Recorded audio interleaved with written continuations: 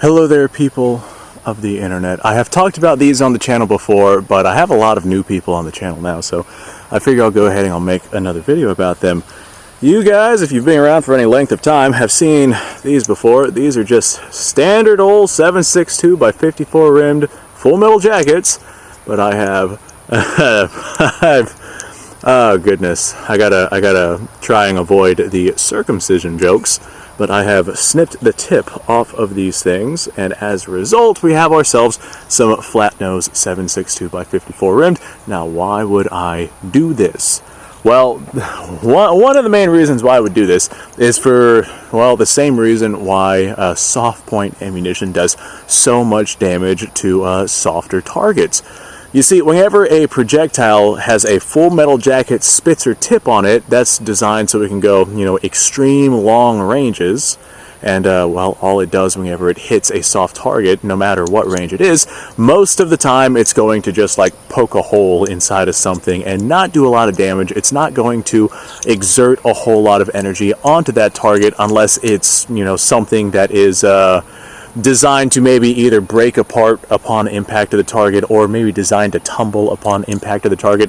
That does transfer a lot more of that energy onto that target, but we start looking at, velocity capabilities and projectile composition and things like that once we go into that. But as a general rule, your full metal jackets are just going to poke a hole through a soft target. That's why if you have something like a jug of water, and you hit it with a full power rifle cartridge, and it doesn't really do all that much, it just pokes a hole inside of it.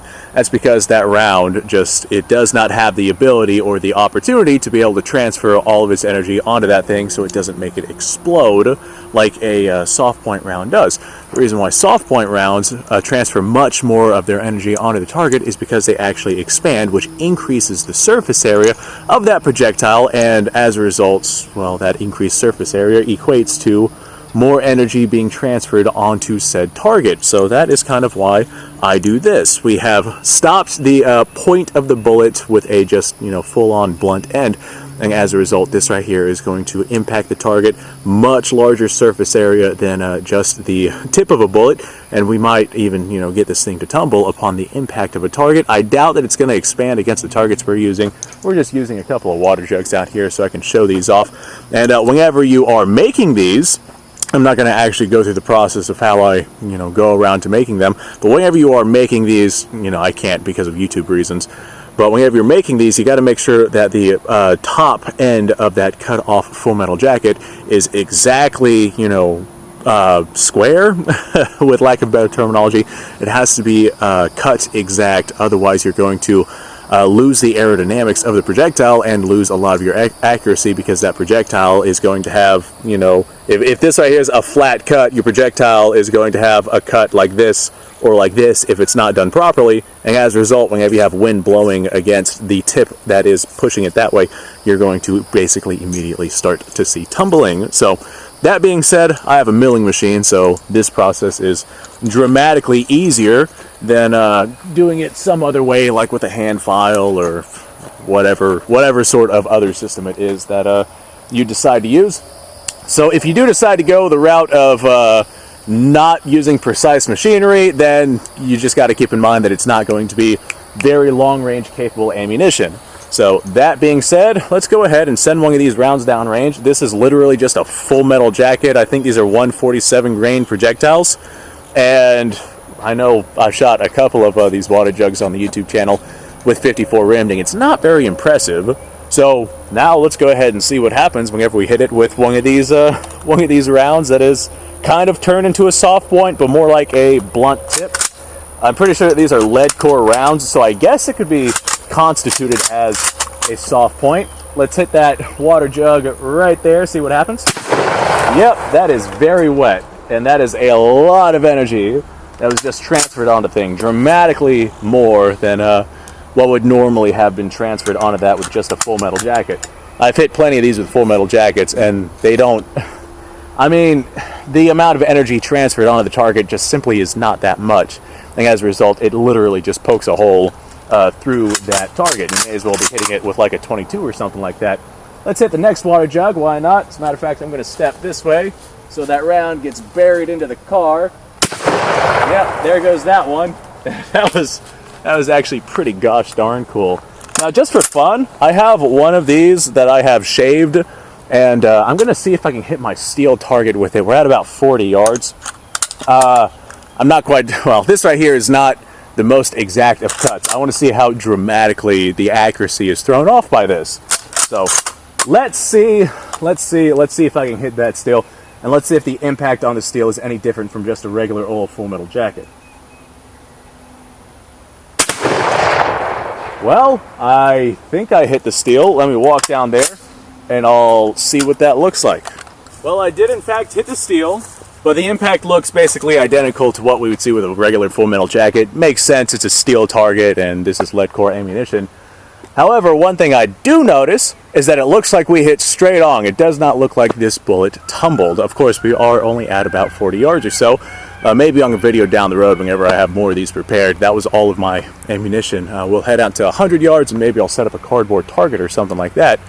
And we can go ahead and really get some accuracy testing in with this ammunition and see just how accurate it is. So, that being said, these targets, these soft targets are completely destroyed. Let's go ahead and grab them. Yep, the amount of energy transferred onto these targets is dramatically more than the amount of energy that is transferred onto them from just a regular Full Metal Jacket, because these absolutely exploded. I would like to test this on like a Boston butt or some sort of meat variable that has a bone in it or something like that. Something that would really allow me to really test the capabilities of these, but that would be a little bit out of my price point because these right here are like $1 versus a Boston butt, which is like $20 a piece. And that's just not something that I can economically do for a video. Well, I was gonna walk over there and pick those up, but I guess I'll go ahead and close out this video. Thanks for watching, folks. Kind of a short-ish one here, but I think that it was fun and it was a good explanation on why projectiles why some projectiles of the same cartridge and caliber can transfer way more energy on target than others. If you take that Full Metal Jacket and you stop it from being a Full Metal Jacket, suddenly it becomes much more effective against soft targets like this. Now, if you have yourself like a hard target, like for example some steel or some body armor or something like that, a Full Metal Jacket pointed round might be what you want in order to be able to penetrate that armor, as opposed to something with a soft point round. Because if that armor manages to stop that Full Metal Jacket, all of the energy is going to be transferred onto that target anyway, so you may as well have that point on your projectile to try and punch through that armor.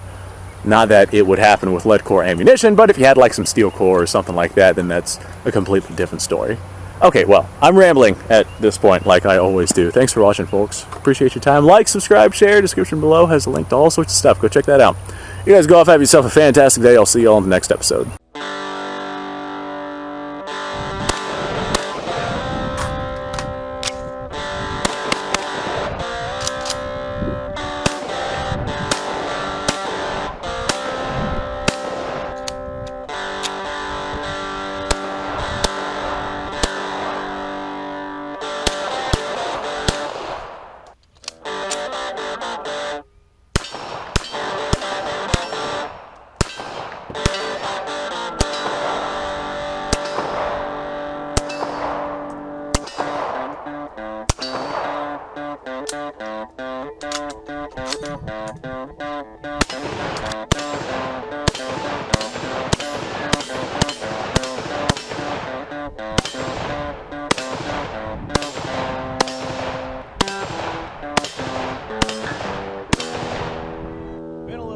Since I've done this.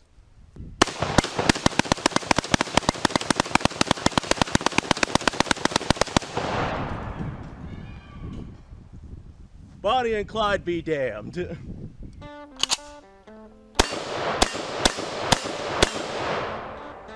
Poor man's Garrett.